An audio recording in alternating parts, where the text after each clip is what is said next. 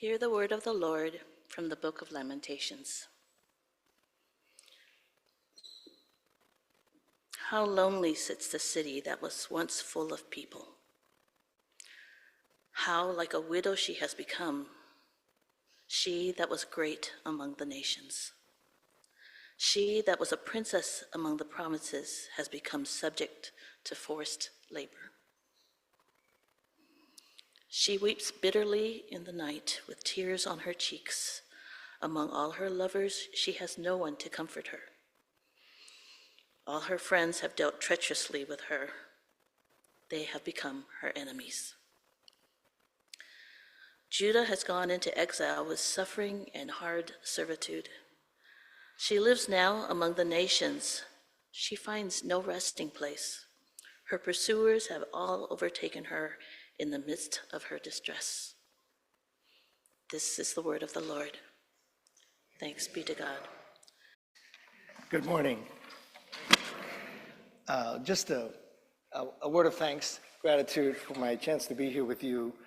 I realized that my son's here with me. We were here 20 years ago. Just for the record, I want you to know that this congregation actually influenced a part of my book on Lament. So I'm going to give the story because I think it's worthwhile telling. So I came here on Good Friday, and I don't know if y'all still do this, but you do your Good Friday service completely in the dark, right? Y'all still do this? And I had never been to a service like that before.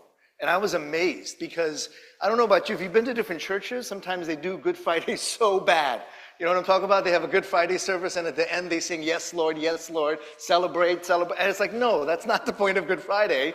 Good Friday is that moment of necessary lament.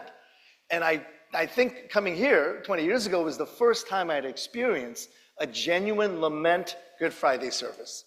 And that actually shows up in my book. I forgot to mention you all as a church, but you need to know that that does show up in that it woke me up to, hey, we don't do lament well. And not even on Good Friday do we do lament well. And so the first time I encountered a genuine lament in a Good Friday service was right here. So thank you for your contribution to that work. And my topic today will be on the book of Lamentations. Again, thank you, Pastor Al, for the invitation. Some of you are wondering how brilliant it was to close on this topic in terms of the prophets. And I know you're coming to the end of the series, and I'm doing closing on this. I just want you to know that that was actually not the word of the Lord that calls us to come in for me to speak on the last sermon. It was actually the Baltimore Orioles travel schedule. I just want you to know that that's actually what happened. Sometimes when I'm asked to speak at different cities, one of the first things I look up are my hometown team. I grew up in Baltimore, Orioles fan. Where are they traveling, and where can I go to match up with their travel schedule? So over the last 3 years, I've actually been to about 10 different cities and spoken at 10 different cities, completely based upon the Orioles summer travel schedule. Toronto, Chicago, I've been to so many different cities, LA, San Diego, San Francisco. And so the good news, of course, is the Orioles trounced the Giants 10-1 yesterday. And my son and I were actually at that game way up and out in left field. So just to let you know that sometimes God works in mysterious ways. The schedule for this did work out well. It just happened to coincide with the Orioles travel schedule. I'll begin by saying that making a confession or a pronouncement, and that is I am 57 years old. Turn to your neighbor and say, he does not look 57 at all. Come on, go turn to your neighbor. You've heard the phrase, black don't crack. You know the phrase now, Asian don't raisin. Asian people, we age very gracefully. Is that true? Can I get an amen on that? Asian people, we age very gracefully. Pastor Al is actually 105 years old. Very few people know this, but he is aging very gracefully. So I'm 57, and when I turned 50 years old, and some of you have done this, when you hit these landmark birthdays, 30, 40, 50, you make these kind of important pronouncements and resolutions. And I'll do this when I turn 60 as well. But when I turned 50, my resolution was, this is it.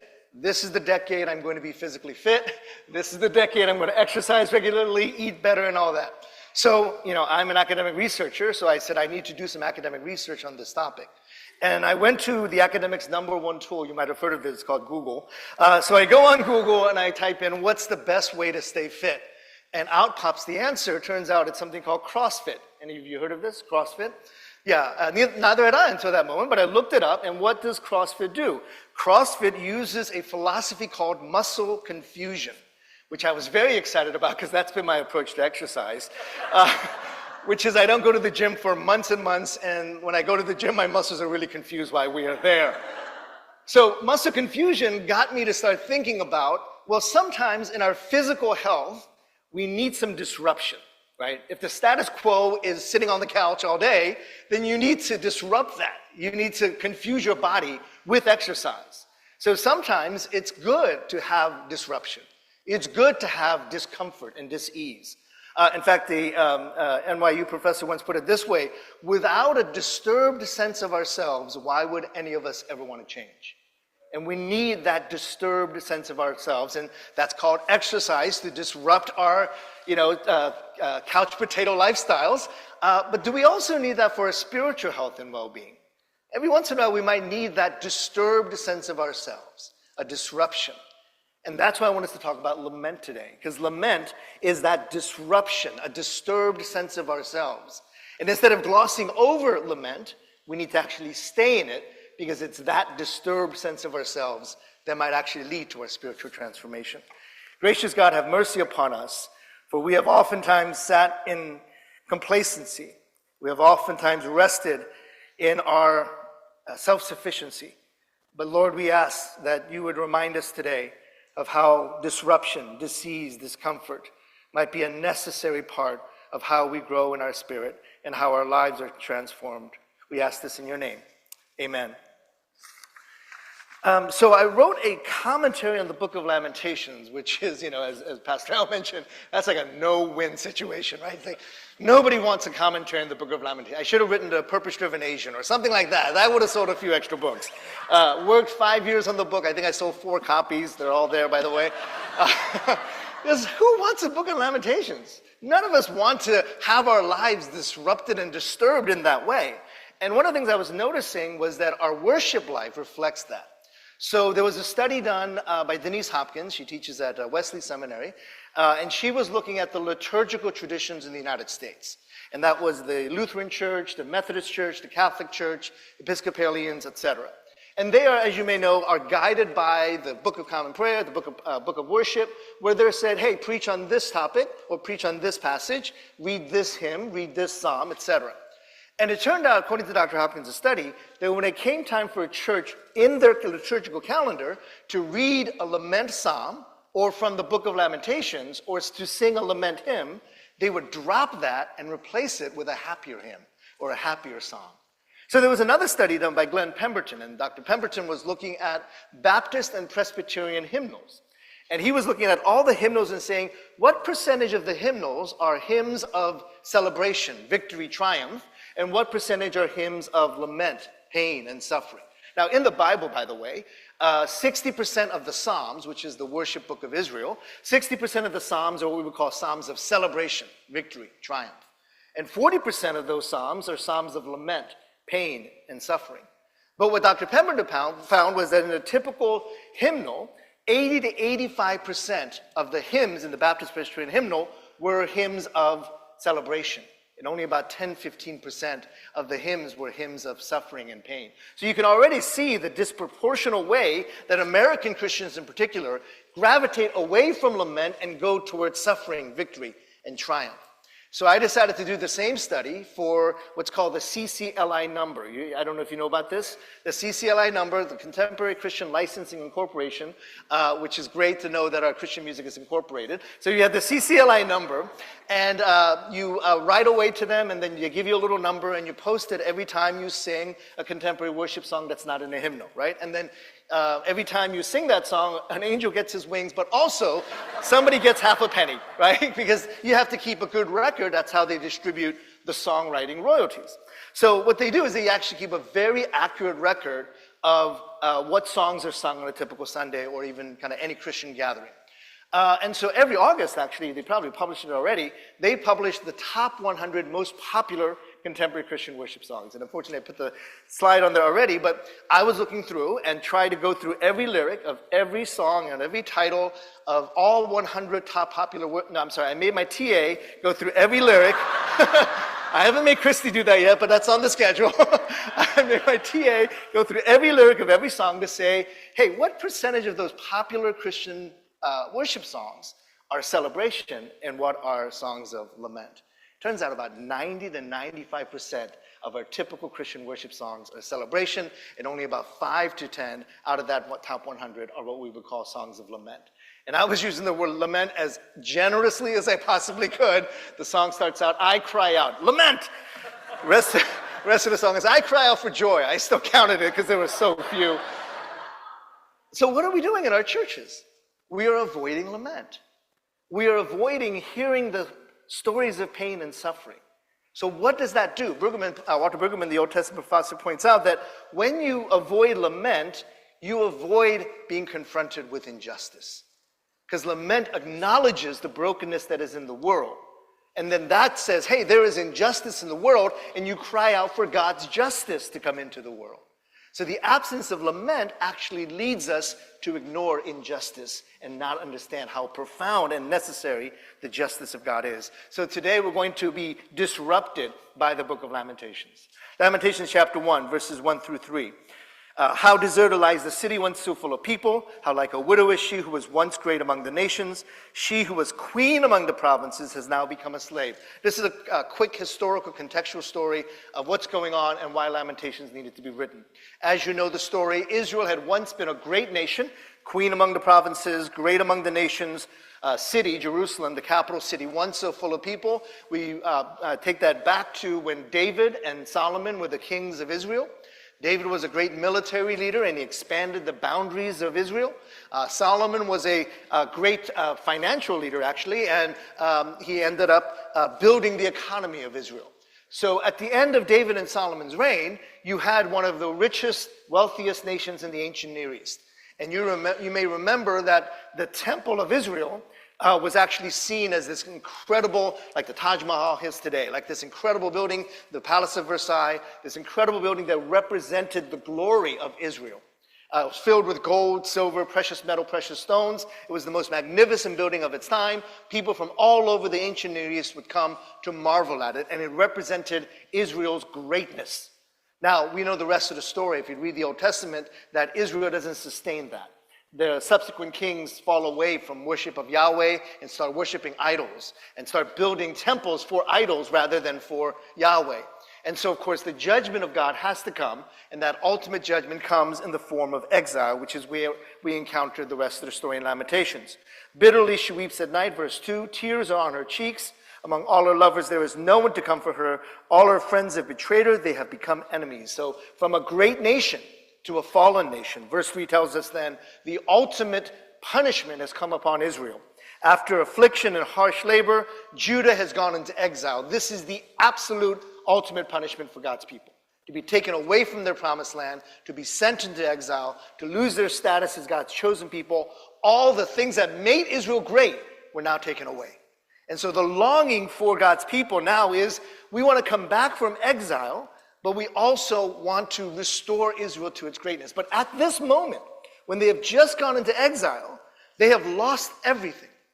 Is this the moment to celebrate, or is this the moment to lament? In fact, there are a couple of options in the historical context of when you get to exile. We'll go to the next step. There are a couple of potential responses. The first is to, we're going to focus on this one, run away and hide, to give up. And say, hey, we've lost our status. We are no longer, God's chosen people. Let's just give up and give in to those who are in exile, or took us to exile. The other is to say, hey, the Babylonians defeated us. We're just going to become like the Babylonians. But a third option, again, we're going to talk about, is to lament and trust in the sovereignty of God and trust in God's will to move among his people. But what they ended up being pushed towards, the people of God, was that first option, to run away and hide, to give up. And we see this in Jeremiah, by the way. When you read the book of Jeremiah, in 29, it says what? Don't give up. Continue to be God's people. But this was a very strong temptation for God's people to run away and hide. And this is very much the history, sadly, of the church in America. When things get difficult in the world, oftentimes the churches have run away and hid. My background is in history, and especially church history, and American church history in particular. And one of the things I was looking at was that time period where some of you might know the story of something called white flight, but it wasn't just white flight, it was white Christian flight. So what was happening is that the cities were beginning to change. Some of you know the story. The Great Migration was bringing African Americans from the Deep South to cities like Chicago and Detroit and Cleveland, Buffalo even, New York City, Philadelphia, Baltimore was being flooded with African Americans, and some also moved out to the West Coast, cities like Oakland. These African Americans were moving from the South to these urban neighborhoods in North and Western America. But at the same time, you were also seeing changes in migration patterns. And one of those changes was Chinese communities moving into the West Coast, Eastern European communities moving into places like New York. So these places that had once been the centers of white Anglo-Saxon Protestantism, now you had Russian Jews moving into your neighborhood. Now you had Greek Orthodox folks moving in, Italian Catholics moving in. And now and African Americans and Chinese Americans. And the cities that had once been kind of the cities set on a hill, the centers of white Anglo-Saxon Protestant life, were now multicultural cities. So what happens is not, let's work together to build the city of God. What happened was, let's run away because these places are no longer safe for us. And that was called white flight. And I'm going to say that that's actually most white Christian flight. And one of the ways we notice this is that churches that began to leave the city in huge numbers began to move to the suburbs. And in the 1940s, 1950s, post-World War II, 50s, 60s, way into the 70s, you start seeing a lot of churches pop up in the suburbs. They leave inner city neighborhoods. In fact, you can see sometimes when you walk around San Francisco, a lot of these buildings get abandoned, right? And they get taken over. Same thing in Chicago. A lot of the buildings that were there 100, 200 years ago, they got abandoned about 50 years ago, and they all moved out to the suburbs. So I started looking at churches that were built during that time period, and one thing I noticed was a common form of architecture. Go to the next slide. And churches that were built in the 50s, 60s, and 70s, post-World War II, at the height of white Christian flight, I noticed that a lot of church buildings look like this. You sort of have it here, right? It's kind of covered up. You can sort of see the slant of the roof, but then a little bit of the buttressing on the side, right? Now, I don't know much about architecture, but what I do know is that this is a really stupid form of architecture. So I was about 8 years old in the 1970s. I'm at a church building that's being dedicated. I'm on the East Coast, and it's a January day when the building is being dedicated. And I walk into this new sanctuary for the first time that looked like this. What was my first thought? This is the stupidest building I have ever seen in my entire life. Because it's January in a cold weather state, and your heating vents run along the ground. So where does all that warm air go? Right up into the rafters, and you literally have the frozen chosen, and everybody else is freezing to death, and then you have all the heat up there. As an 8-year-old, I said, this is the stupidest building I've ever been in. Whose idea was it to build the building like this? The senior pastor gets up and says, it was my idea to build the church building to look like this. And he says, the reason we built this church building, the sanctuary looked like this, it was actually very intentional. And I want you to imagine this church building turned upside down. If you can go to the next slide. Imagine this church building turned upside down. What do you see? And he said, you're looking at the bottom of a boat, the hull of a ship. Now, where in the Bible do you read about a really big boat, a really big ship? Noah's Ark. Noah's Ark. Now, think with me, when the churches are running away from the brokenness in the world, when the churches are saying our schools aren't good anymore, our neighborhoods aren't safe anymore, we're going to run to the suburbs and run to Noah's Ark. What are you saying to the world? We don't care about you. In fact, we want you to be judged and destroyed by the power of God's judgment, as long as we are safe in Noah's Ark. That's what we care about. By the way, how do you do evangelism from an ark? Very badly. Here's how evangelism works from an ark. Uncle Joe floats by. You throw out your one little life preserver, you throw out that and bring Uncle Joe to the ark. And you say, Joe, we're so glad you're here. You're going to love this ark. It was built for people like us. Right? We clap 1, 3, not 2, 4. So you're going to be fine. We have foods that you like. Uncle Joe, you're going to fit right in. But then your neighbor floats by. And he says, oh, wait, hold on a minute. My neighbor borrowed my mower and didn't return it. But maybe more significantly, yeah, he's a 2-4 clapper, and we're a 1-3 church. We only bought certain amount of foods that he might like, and I'm not sure that he's going to be happy here. And he's going to make everybody uncomfortable when he's in our ark. So let's just pray that there's another ark down the street more for his kind of people. And that, by the way, is one of the things that happen once you start building churches like this with that kind of imagination and mentality. In fact, Michael Emerson, a sociologist, points out that the level of segregation in the typical American evangelical suburban church, the only other time it's been that high was in the Deep South during Jim Crow laws. 97% segregation in these churches. Because we all said, we want to be safe. We don't want to deal with the changes in the world. We want to run away and hide. And this is where we have been, as a church in America, taught to think for our comfort's sake rather than say maybe there is a value in a necessary disruption. And that's where lament comes in. Lament is simply, defining lament is very simple. It is the appropriate theological, liturgical, spiritual, ecclesial response. We'll go to the next slide. In response to the reality of suffering, pain, and crisis. And that could be social, cultural, historical reality. Lament is the appropriate response to the reality of pain that is in the world. Now, there's a couple of parts to this. One, if we're going to lament well, we need to know about the suffering that is in the world. You can't lament if you are not seeing discomfort and disruption. You can't lament if you're hiding in a suburban church on Noah's Ark and you're saying, oh yeah, we're safe here. There's no need to lament. Why? Because we're safe in Noah's Ark. We're fine. Lament is actually going into the places where there's pain, hearing those stories of pain, and actually being able to say, we lament alongside those who are suffering.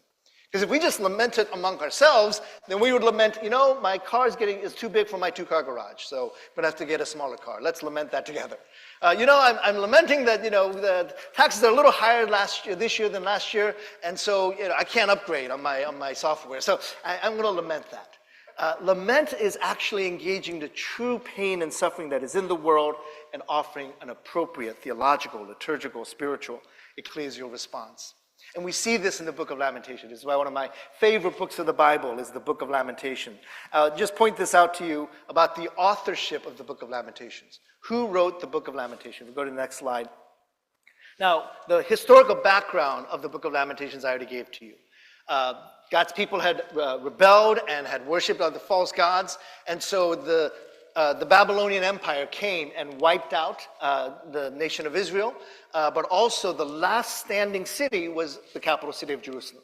They laid siege to it. It was a horrible, horrible situation, but they conquered Jerusalem, and in that they kind of pretty much devastated any kind of power left in Israel. And one of the ways they would demonstrate that is taking the learned, the prophets, the priests, the kings. That was exile. So just kind of historical record. When they talk about exile, they didn't take every single person out of Israel and Jerusalem.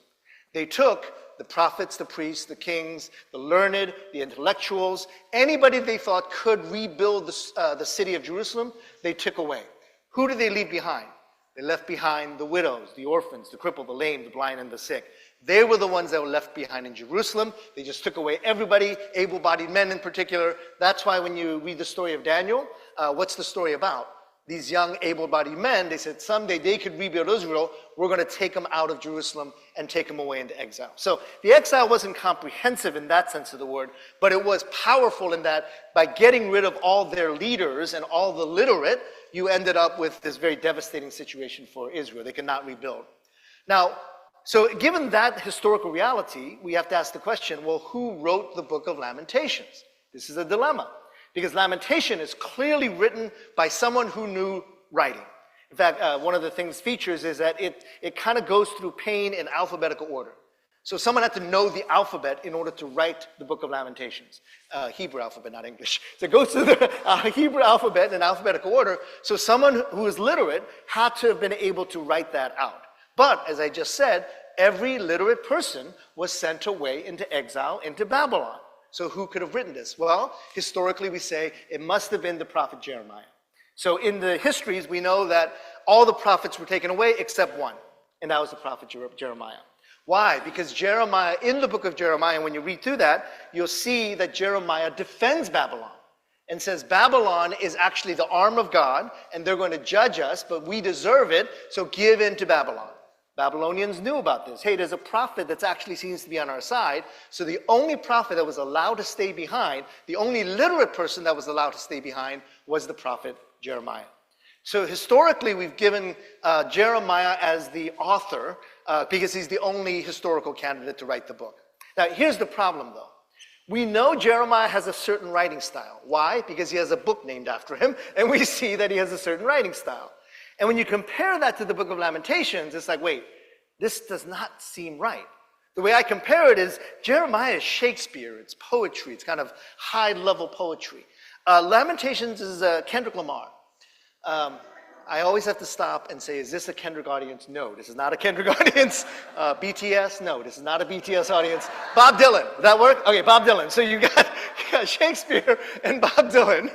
Both are great writers, but they're not the same people, right? Nobody would say Shakespeare is Dylan and Dylan is Shakespeare. These are clearly two different styles of writing, clearly two different individuals. You would never confuse the two.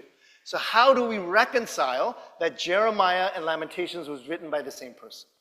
The way I've kind of worked through this as a theologian is to say Jeremiah clearly had to have written down the words of Lamentations.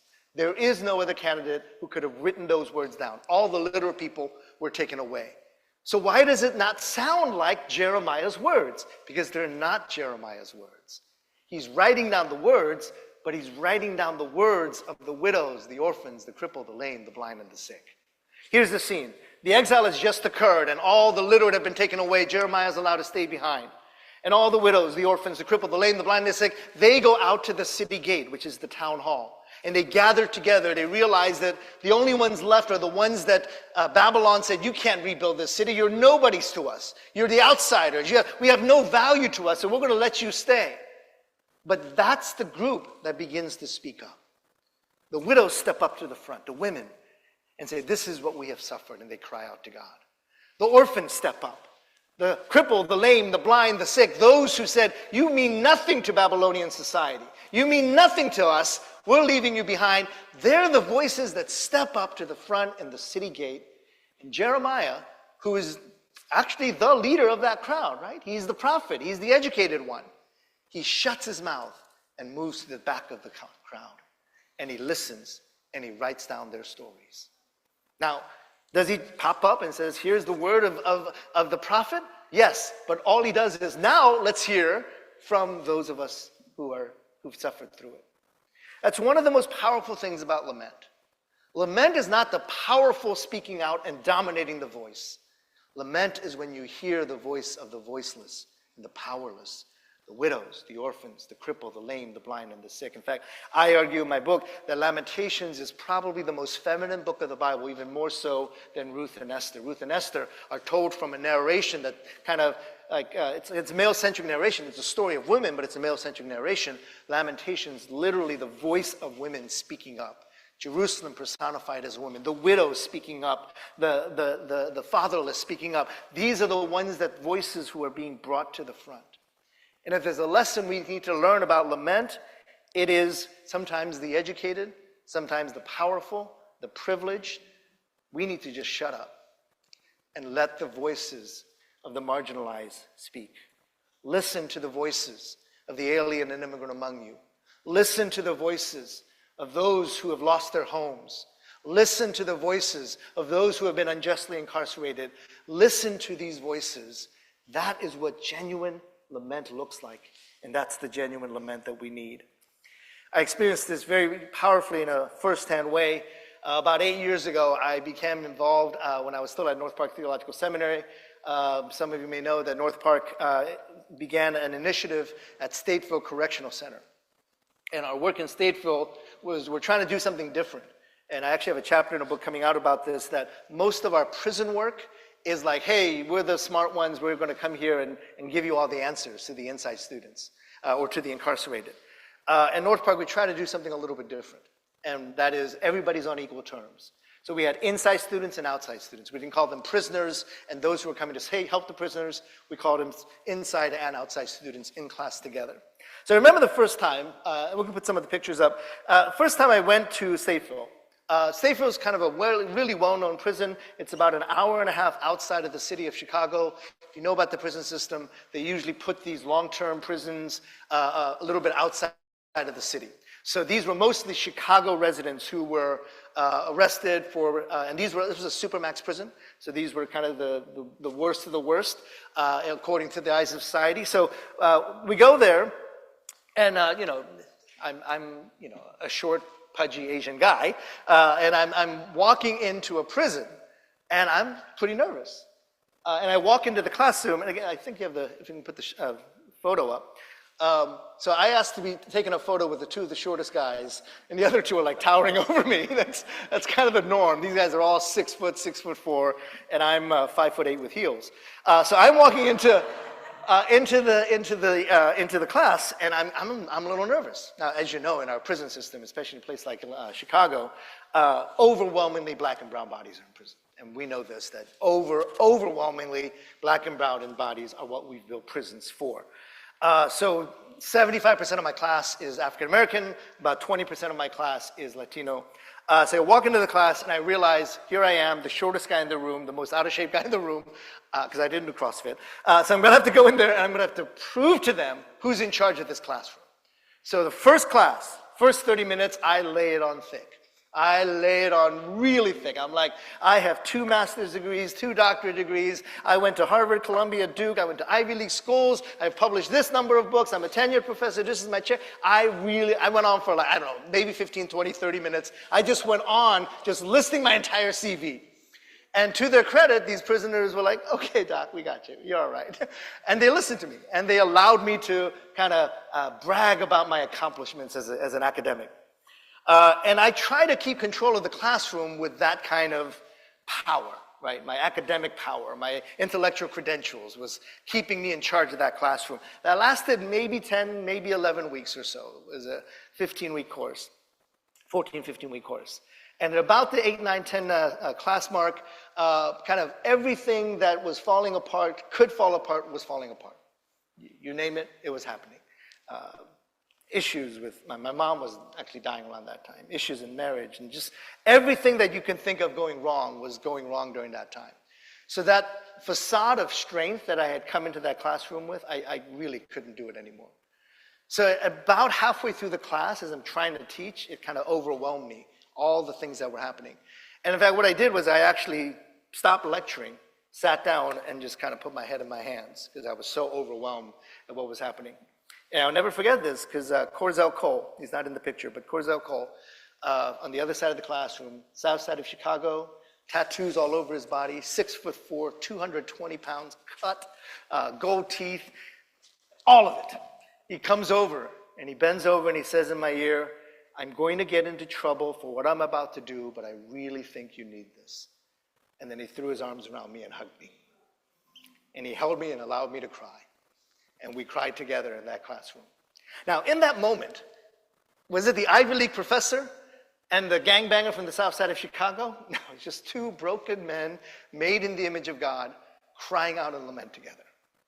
That's the lament we need. That's the lament that we've lost. We need to lament alongside those that are suffering. Not in our perceived sense of strength or power. It's not about making ourselves great again. It's not about gaining more power so we can do the wrong things. It's not about, winning every election. What's it about? It's about making sure that Corzell's voice is heard. Making sure that our broken system and the people that have been hurt by that broken system, that their voices are heard. Making sure that the alien and the immigrant, the poor, the disenfranchised, those who are sick and hungry among us, that their voices are heard. My dear friends, would you be willing to be that kind of church that does that for God's people? Next week, one of my students, Michael Simmons, comes to the class and says to me in Korean, "형님 사랑해요," which means "Big brother, I love you." I said, "How did you learn that?" I said, I went online. Don't tell me how you went online. I don't need to know. But he went online and found out how to say, "Big brother, I love you." 2 weeks later, William Jones, who was sentenced to death row many years ago. But when Illinois got rid of the death penalty, it was commuted to a life sentence without the possibility of parole.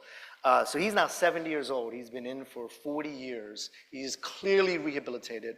He is the bishop of that community, but he's going to die in prison. But he has become the bishop. Instead of getting bittered, he actually is just a gift to that community. He pastors everything again. He's the bishop of the community. And he said, on your way out, I want you to pick up something I left at the guardhouse. Actually, legally, we're not allowed to get anything from prisoners as gifts. It's just one of those rules. But because he was so loved, they actually said, it's all right, it's from Moyen, you can take it. So this is the painting that he gave me, and it hangs up in my home. And he said, I thought of you as I painted this. So apparently he thinks I'm a black man with an afro, because that's me in that photo, in that painting. This hangs up in my dining room. And he says, you're going to charge the gates of hell, you're going to defeat all the enemies. This is a man who the world has completely mistreated. A man who has been completely cast aside by society. And he's offering me this encouragement through this painting. Friends, what does it mean for us to not only speak our own voice, but to actually maybe shut up and actually say, please, let's raise up the voices of the poor, the oppressed, the alien, the immigrant, those whose voices are oftentimes not heard. Would that not be the prophetic pronouncements that we need? Gracious God, thank you for the good work you are doing through this church. Thank you for the possibility of lament, that you love us enough to allow us to be part of that lament. So we lament not only for ourselves and for the lack in our lives, but we also lament for our society. We lament for our political leaders. We lament for those who are hurting in our world right now. We lament because there is brokenness in our society, and we cry out to you, God, and we ask that we might be the instruments of your peace. We might be the voices for the voiceless. We might be the ones that are able to speak up with integrity about the stories of those that are hurting and suffering in this world. We cry out to you, Lord, that we might be those kinds of Christians and believers and followers of Jesus who have the spiritual integrity and strength to say, not my voice, but the voices of those that are hurting. May their voices be raised up. In the name of Jesus we pray. Amen.